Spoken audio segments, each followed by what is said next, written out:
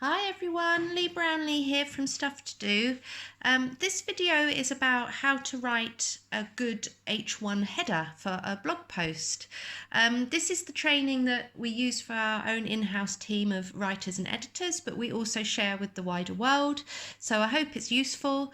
And if you've got any questions or want to get in touch, you can get hold of us at team@stufftodoathome.com. So moving on. What is an H1 header? Well, basically, it's, if you're in WordPress, it's the title of your post. So here you can see I've just put XXX to mark the space. But here where you type the title of your blog post, that will be automatically tagged as an H1 header. And you might ask, why is that relevant? So you probably know that the search engines have algorithms that help them decide how, let's say, friendly, SEO friendly a page on the internet is for a reader. And they look at various metrics. No one really knows the whole thing, but lots of experiments and studies have been done to sort of delve into it a bit. And the H1 header, the main title for your page, is one of the highest factors, the most influential factors in how and where and when your page will get ranked. So it obviously is important to write these correctly. So what should be in your H1 header? Now, fortunately, you don't have to learn any HTML if you're in WordPress, because you can just type it in. It's automatically tagged, so don't worry about that bit. Just we need to think about how do we make it work really well. So the first thing is your keyword should be in your H1 header. And I'm writing an article that is all about thank you cards that kids can make. So that should absolutely be in my H1 header, because that is the keyword that I want to rank for. And actually, what I'm going to do, and this is what I always do when I write a post, the very first thing I ever do is I write the keyword in Yoast, the Yoast SEO plugin.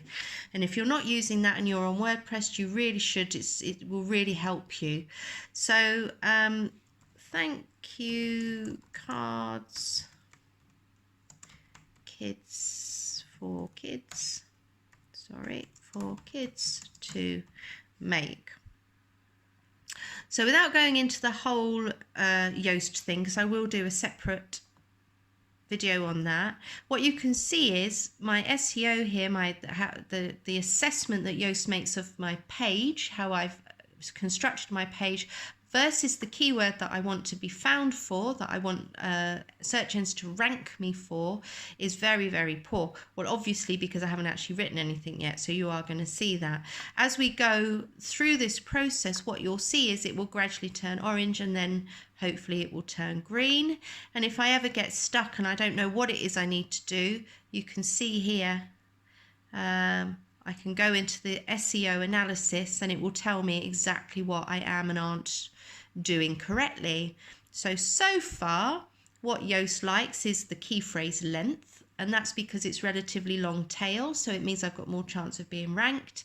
And they also like the fact that I haven't used it before, because if you have multiple pages on your website trying to target the exact same key phrase, you're really going to confuse the search engines. They're not going to know what it is, which page it is you want them to present. So you have to make sure every time that you're really using a unique key phrase.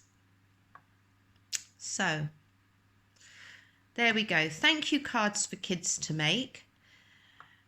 And at Stuff to Do, because our website is all about things to do, we always start our titles with an imperative. So that would be try, or make, or, you know, grow if it's gardening, whatever it might be. So I'm going to say, I'm actually going to say print out thank you cards for kids to make for free.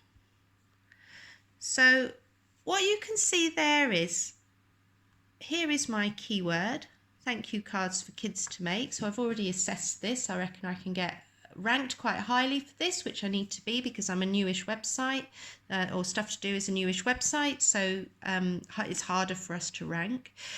And then what I've done is I've said print out because it's not a craft project, it's a colouring in project. And the reason I've chosen that is because often parents just want to, they're trying to work from home at the minute these days, aren't they? So, you actually just want to sit the kids down with some colouring and some pens or whatever, and leave them to get on with it, so you can actually do the things you need to do for half an hour. So I've made it really, really clear, print out. They're printable thank you cards. I could also say try these printable thank you cards. All of those things are fine.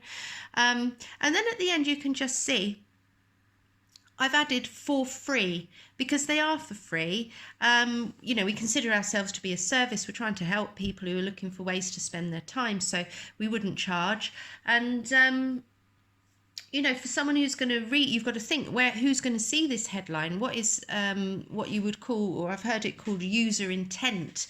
If someone comes to this page having found me under the keyword thank you cards for kids to make, what is it that they want to see on the page? What is it they're expecting to find out? And if they're finding that they're printable and they're for free, they're probably going to keep reading.